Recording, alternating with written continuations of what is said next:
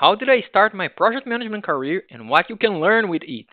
My name is Guilherme and I'm a project management expert. I help professionals to become successful project managers. How I do that in practice can change in several different ways, from providing training to help them to develop their knowledge, but also from provide advice and helping them to apply this knowledge to get results. How I do that, of course, in my programs, I have supporting for Q&A where we can talk about those stuff. I have one-on-one mentoring, one-on-one coaching. I do consulting in companies. So there's different ways I can help you. If you're looking to develop your project management skills, I'm here to support you in this journey. I'm going to talk about a bit how I started my career and until where I am today. Why I'm doing that? Because sometimes I get this question and I realize that I've never did something like that. And of course, there's a lot of lessons learned that people also can benefit in from my journey. So you can avoid same mistakes that I did, and for sometimes you also can understand how for you are going to see that you might be facing exactly the same challenge and also helps you to understand for the next steps. So for now, you might know me already. So I'm an international project management. I live in the Netherlands. I manage global projects there. I've managed business case from big programs from the start of my career around $5 million to up $300 million business case for a big program that I handled there in the automotive business. And I have been working with project management since 2009. But of course, if you look where I am right now, international career, I moved from Brazil to the Netherlands, handling all types of projects, working in global organizations, dealing with suppliers around the world. You might wonder, okay, that's a nice position to start, but I'm sure that when you hear that, you don't expect that my first contact with project management was in 2006 while I was still studying engineer. I have a background in electrical engineer, so I think in the third or fourth year during my graduation, I had a class about project management, and I hated this class. I thought that everything that we were doing there or that we were learning, or the teacher was trying to teach us something. I thought that everything was a useless. I thought PMBOK, Project Management Book of Knowledge from the Project Management Institute, was a pile of useless paper. I thought that I would never see that in my life again. And of course, I did not learn anything there. If you have the mindset that you hate it, that you don't like it, you think it's useless, of course, you're not going to focus your attention to learn. So that was basically my first contact with project management. What happened is, a couple of years later, I got an internship in Toshiba South America. So I was hired to be an intern to help the project management department manager to consolidate reports from all different projects and to prepare documentation that he would share to the leadership of the company. Only there, as an intern, I start to understand the value of project management. So I moved from a position that I was thinking, I'm never going to do that in my life. I think this is useless, to a position that I really start to dream to be a project manager. What did it change? Why I start to see this in a different way? Well, for a start, when I start to work as an intern in a project management department, I start, of course, see how project management was applying in practice, the kind of value that you could get to companies. And for example, the company has had a project that they sold something to a customer. Project management would help this company to deliver what was promised to the customer in a successful way and in a profitable way. But also, what I loved about project management that I was seeing there is basically the variety of knowledge that you can get. For example, I do love variety. I love to learn different things. I love to be able to juggle different balls to move from one area to another. And I start to see, for example, in the project management department, I was studying electrical engineer. But there I saw the project manager, although he was an electrical engineer, he also started to learn civil engineer. He started to learn construction, meaning had some basic idea how you create a foundation design, how you create a structural design. Of course, not to be the designer itself, but you acquire a high level knowledge that helps you to guide in the journey. So civil design, mechanical design, and electrical design. And of course, that was kind of the electrical design part. I was learning a bit in the university, but I also saw the project manager learning about construction, how to handle a construction, how to understand construction productivity, how to follow up this construction productivity. I start to see the project manager handling assembly. I start to see project management handling commissioning. But not only that, because it was an engineering, procurement, and construction project. So the project manager also had to learn about procurement, how you are going to, how the procurement process works, how the supply chain works, how do you select a supplier, how do you need to draft a contract, what's important to have into a contract. But also the project manager was dealing with cost management, so you had to learn cost management, you had to learn how to manage the system, you had to learn how to handle, how to manage a business case. The project manager was also reporting to management. The project management was also dealing with the customer, so you also was a customer interface there, another skill that you need to develop. But also, as a project manager, you had people reporting to you, so you had to develop your leadership skills, how you're going to organize a team to be effective. And this is just a piece that I'm telling you. So I saw so many opportunities to be a project manager. I say, but if I'm a project manager, I can be all the areas of the company. Because if it's in construction, then you're going to look for safety, for example, or you're going to look for quality, or you can think about sustainability. All those areas, of course, as a project manager, you are not going to be the specialist in everything because there they had, of course, team members that they had the technical expertise, but you end up learning a lot, and that really attracts me. So, as a person that likes variety and loves to learn, and I start to see, okay, if I'm a project manager, basically I'm going to see full company. I'm going to be in contact with the full company from HR, procurement, finance, construction, engineering, design, you name it. You are going to hire people, going to do interviews, you are going to lead a team. So, as an intern, and of course, I did not learn all those things. I just saw the possibility, but then I start to dream, and I start to dream to be a project manager. That at some point moved from I hate it to that's my dream job. And what happened was, after my internship ended, I graduated and I was hired in this company to be a planning and controlling engineer. So effectively, that's how my career with project management started. If you, of course, if you exclude internships, and then I was assigned to a project, quite big project there. This project at the time, and we are here, we are talking about 2009. So the budget of this project at the time was about $50 million. You can imagine that this is a very iconic project in Brazil. This is if you're from Brazil, this is San Francisco River Transposition. So it's national-wide known project. What this project is about? It's an engineering, procurement, and construction project. Inside of the scope of the project, there was 10 construction sites across I think three or four different cities, remote locations. For example, you can take a look in the picture here from 2009. You have in the top corner right, you have a substation that was the company was building on. Basically, the power supply to supply the energy for this building. This building was a pumping station. This transposition, it's about bringing water from the San Francisco River to the areas, to remote areas in the country of Brazil where there was no water for the population there. That's why it's a very big project. Just inside of the project, the 10 sites, there was more than 500 different types of equipments to buy, hundreds or even thousands of material to be handled, design, civil design, mechanical design, electrical design to be handled, a lot of different type services from the construction, assembly, commissioning, startup of different equipments.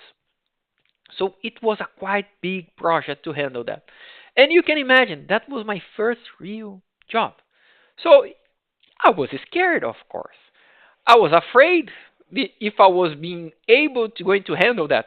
First of all, I did not have any project management experience. I did not have any project management certifications. I did not have even project management training. I did not know even how to use MS Project. Can you imagine? I was now the planning and controlling engineer for a quite big project, and then I did not know how to handle MS Project. But here's a very important lesson for you, and that probably I'm going to repeat a few times here. I did not let my fear and all those challenges I faced to stop me. So I say, okay, I do not know how to use MS Project, but I'm going to learn, and I decide I'm going to learn MS Project.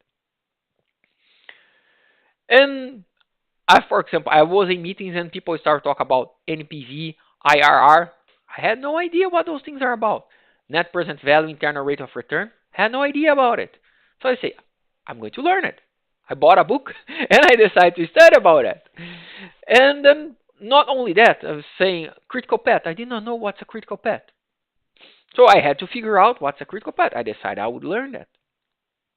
So this is a very important lesson for you because it's normal. And I can tell you, in the first days, I did not know what to do. Say, okay, what should I do here? I'm not sure. What's what did I do? I don't know. I'm going to try something. So I did not let my fear to stop me, and I did not sit still and say I do not know what to do. I am just going to wait someone to tell me. I say I'm going to try something. Then of course I start to try stuff, start to try to create a MS project timeline. I say okay, I try to understand the project, what things I need. I talk with people. Okay, if you need to execute this, what should we do here? Start to ask questions around, and I start to learn, and I start to do stuff. And of course, for a period of time, I was doing stuff. I say, am I doing the right things? Am I working the right things? I don't know. What's the result?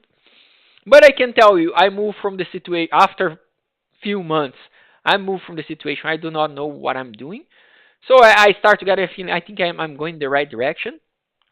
And likely, I don't know, 6, 7 months later, I got feedback from the department manager that I was doing really well. That I was able to plan a project very well, a very structured and organized way. I was able to set priorities for the team in a right way. I was able to communicate properly with the team, with the customers. Of course, getting a positive feedback does not mean that I did not have anything to learn, but it was also reconfirming the direction that I was doing. So I start to move from a situation, I'm afraid I don't know what to do, I'm not sure if I'm doing the right things, to the situation say, okay, I think I'm getting this. So I'm going to keep learning, I'm going to keep developing myself. What happened is a couple of years later, I was promoted in 2012 to a project manager position. So I moved. I was when I was promoted for a project manager position. It was February of 2012. I was the youngest project manager in the project management team. At the time, I was 25 years old. So you can imagine that again, I was moving from a planning and controlling position where I start to feel comfortable, I start to perform well, to a position against a new position. And that in this position, I face also fears. Say, because now I'm going to handle. So I'm going to be responsible for the full thing.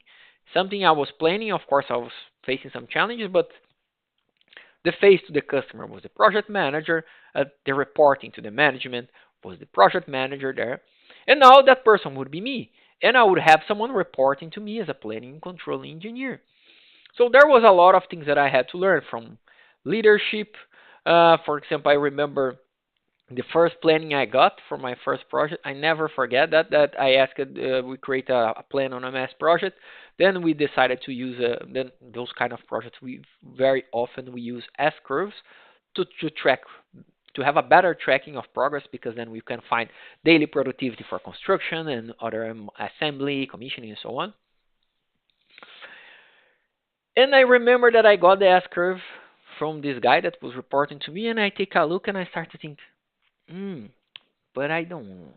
This is looks weird. I don't like it. I would not have done it that way, and I start to think all those things. Very gladly, of course, I was also developing myself, doing other stuff. I had some coaching sessions before that to guide me, some leadership trainings and so on. And then at some point I stopped my way of thinking and say, hey, is that a problem because what he's doing is going to lead to an issue in the project? He's doing something wrong that's going to lead to an issue in the project. In that case, yes, I need to do something about that. Or is that a problem just because he's not doing what you would have done? Then I figure out that say, okay, what he's doing, it's okay. I might have done in a different way, but I'm not going to interfere with that. Why? Because if you move to, if you want to grow into a company, if you want to lead bigger teams and bigger projects, you need to be able to trust your team members. And you need to be able to understand that you should not micromanage your team because people are different. People are going to follow different directions. So you don't need, they don't need to do things exactly the way you would do it yourself. That's okay. Different people, we are going to do. What's the result? The result is good. The result is what you expected. So, oh, but they use different steps that I would do it myself. You don't care. If you want to grow as a leader, of course, as long as they don't do anything illegal or they have, you have some boundaries, of course, how you how people should operate. But that was a big lesson, and that's among of course all other stuff. I remember in the first one, the first day I visited the site from this customer. It was a mining company, quite big. They were expanding the mine, and this project was to expand the power supply in the Amazon forest there. I remember I was there, 25 years old, and people, they would tell me, they say, I think you look younger, you look less than 25. And I was like, I kind of one of the people there that maybe he was trying to intimidate me. He looked at me and say, "Are you the intern of the company?" And I say, "No, I'm the project manager for this whole thing." And he was kind of, you could see that they were trying to put this not in a nice way. But I say, I don't care. I'm here to do my job. I know what I'm capable of doing that, and I'm going to focus on doing my job. But that was something that I had to learn how to handle it, because you had someone trying to kind of mock me because I look young. That does not say anything. The way I look does not say anything about my capabilities, if I can do something or not. I don't care how my hair, the color of my skin, or anything like that. Does not matter. How you look does not imply how you're going to execute something, how capable you are. So that was something that I had to learn. And I remember other stuff that I had. I remember that I went to the first meeting in the project board review or project management review, depending how you want to call it, the steering board. That was basically a presentation that happened, a meeting that happened once a month, where all the project managers, there was a big meeting with the company managers and directors where you present the results of the project. I remember in the first, one of the first meetings that I was there, and people started talking about accounts payable, accounts receivable. What about your project? Accounts payable, accounts receivable. I had no clue what was accounts payable and accounts receivable. I was thinking, what those people are talking about? I'm executing my project here. This is bullshit. Of course, I decided to learn what were those things because they, well, if it's an important topic that comes in a meeting like that, you say, I need to figure out what those people are talking about. But I struggled for probably a couple of years before I truly understood what they were talking about. All those challenges again. So what did I learn that? The same lesson that I had in the early beginning of my career. I don't know what's going on here, but I'm not going to let this stop me. When I went to the customer and they kind of mock me, I say, I do not know what's going on, but I'm not going to let this stop me.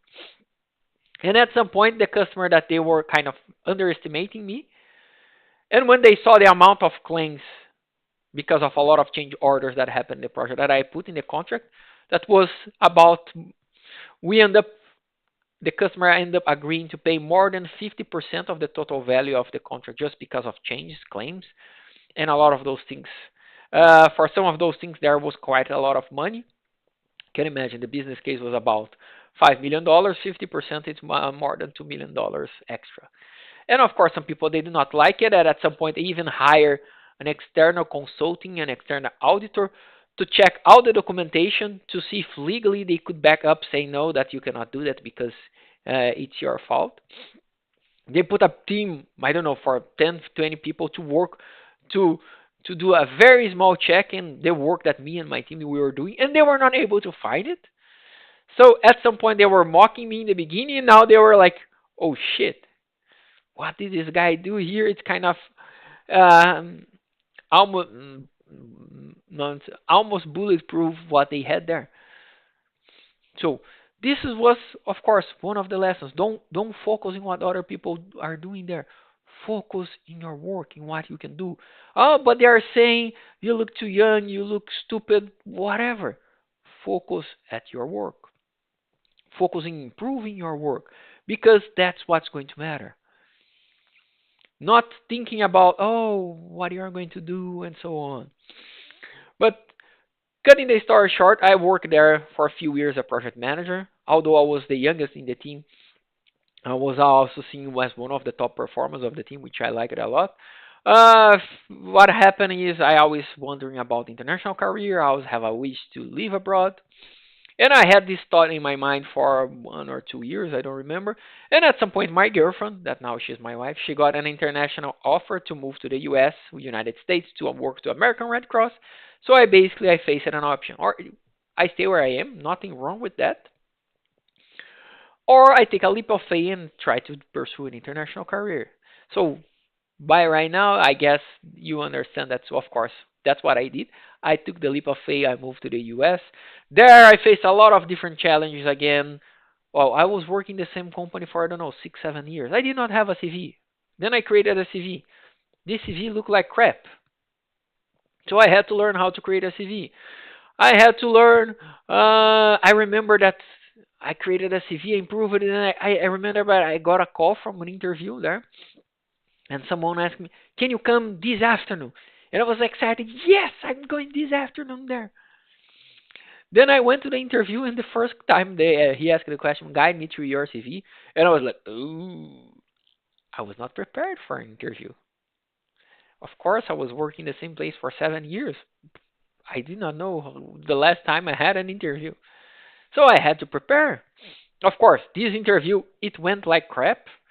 And of course, I did not even get a call back. Then I had to learn again how to proceed and how to move forward. But again, what's important? You are going to face challenges in your journey. And I'm telling you, some of those challenges I faced. Because there was, if I look for all those years, there was, of course, much more. But why I'm telling you those challenges? Don't let these stop you. Then, of course, later on, I got an opportunity. I started working a company, automotive company. Again, I was working with engineering, procurement, and construction projects for infrastructure, substation. Then I was working with automotive, developing global supply chain for sensors. No experience, no knowledge about automotive, no knowledge on semiconductors, no knowledge on supply chain, how a good global supply chain work. I remember the second day of work, I was talking with a peer, and we had a meeting, and he started to talk about APQP. That's the procedure, the process to develop products in the automotive industry. Then he started talking about CPK. That's a capability measurement for manufacturing. And he started talking about like PPAP, that's official document to release something for automotive. And he started talking about a lot of stuff, a lot of jargon. And I was scared, say, I don't know anything what this guy is telling me about. And don't get me wrong, I was working with project manager for a long time, but I faced again new challenges that I did not know. I had to learn industry. I had to learn how to do it. Of course, again, I took the decision, say I'm not going to let this stop me, because this case, this company was sponsoring my visa.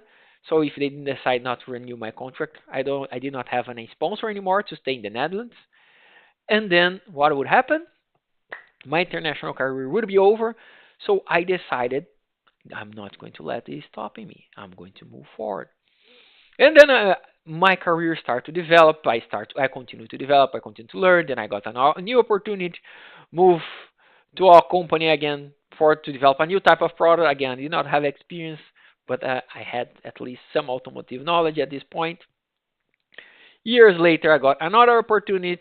Then I start to manage projects in the in the healthcare industry. No experience in the healthcare again. New company. Of course, some of the knowledge I developed about Lean was quite useful too because those projects was about Lean. And later on, again, I moved to semiconductor industry again. I don't know semiconductor background, no industry knowledge, and I've been doing that and I've been quite successful there. So this is what do I need I want you to learn in this journey. You're going to face a lot of challenges. I face it a lot and from time to time I still face my own challenges. But what's important, you don't let those kind of stuff stop you. And of course, during this journey, one of the things also I learned, I love to talk about project management. I love to teach. I remember there back there in 2009 or early 2010, the company asked me to give a basic uh, a basic training for the electricians on site, a conceptual training about electricity because of course I'm an electrical engineer. They say, organize something basic so we can teach the team in the site, blah blah blah.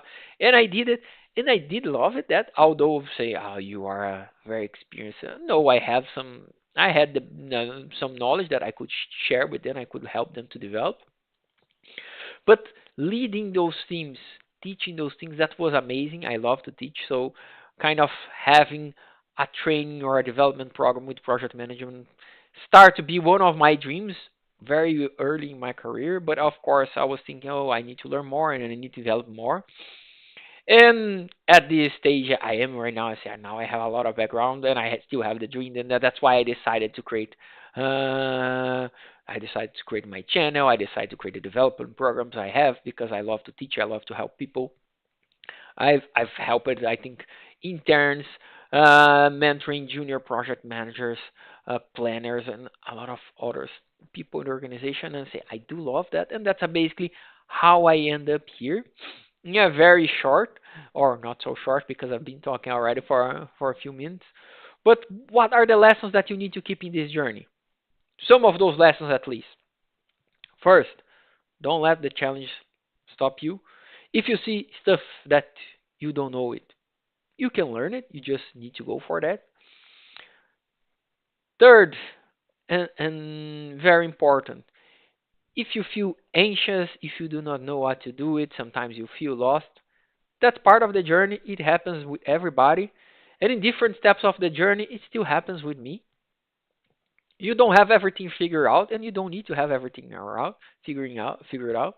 As long as you know what you want for life, you have your values, you work with that, and that you move forward. And of course, very important. Now the journey, what I've been doing this, I don't know, more than 14 years. Continue to learn. It's always important because that's also going to give you. Because I sometimes I talk with people and then people tell I'm looking for an edge. Well, the edge that you're going to have is continue to develop yourself, continue to learn. The edge is not going to be a certification. The edge is not going to be a master in project management. Your edge is what you're going to do, how you continue to develop yourself, building the right routine, understanding, learning how you can be efficient, learning how you can continue to learn. This is going to give you an edge. So this is a very important lesson that I also want to share. And of course, if in the end you are looking to support to develop yourself, because I mentioned in my career I did a lot of different types of training. Some that I think they were quite bad, even with the knowledge I had at the time. And I did some that I think they were quite good. And of course, based on those knowledge and those experience, I also build my own training, my own development programs, and I have my beliefs what a successful project manager should do to get the results. And of course, those beliefs are based on what I'm doing to get my own results. So if you want to help into your journey, if you want to help to develop yourself, I'm here. I have programs to help you to plan, to help you to be a better planner, to understand how you can use MS Project, Microsoft Project in a more effective way. I have a full development program from project management covering a lot of different stuff. I have mentoring program. I do consulting, and of course, I also have free content. A lot of stuff going on YouTube, on Instagram. I have a daily Q&A box because I'm really passionate about project management and I really want to help you in the journey to develop yourself. So don't forget to like here this video, because if you do that, you also help me, and I would appreciate that a lot. You help the social media to understand that the video is relevant and share with more people. And don't forget to follow me for more, because in the end, if your goal is to develop your project management skills, my goal is to support you in this journey. Thank you and see you soon. Bye.